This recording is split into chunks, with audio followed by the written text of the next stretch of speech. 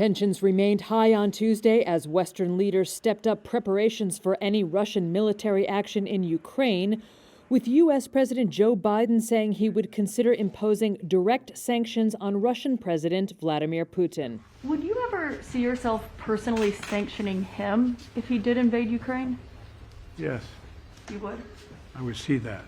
NATO said it was putting forces on standby and reinforcing Eastern Europe with more ships and fighter jets in response to Russia's troop buildup near the Ukrainian border.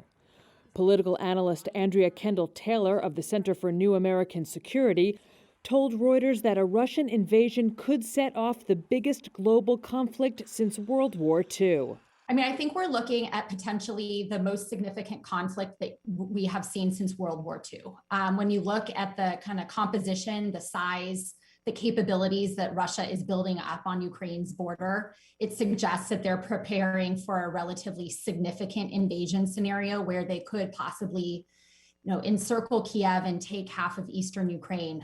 That's something we haven't seen in decades. But Russia has denied planning an attack and said it was watching actions taken by the West with great concern.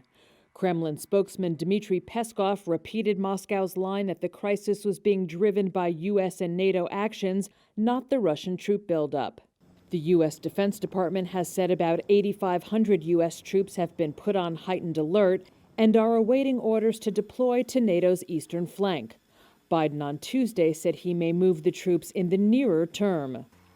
A U.S. plane carrying military equipment and munitions landed in Kyiv on Tuesday, the third shipment of a $200 million security package to shore up Ukraine. Western leaders have said unity is paramount, though differences have emerged among European nations over how best to respond. Political advisors from Russia, Ukraine, Germany, and France are due to meet in Paris on Wednesday. Russia is demanding security guarantees from the West, including a promise by NATO never to admit Ukraine to the alliance. Moscow sees Ukraine, a former Soviet republic, as a buffer between Russia and NATO countries.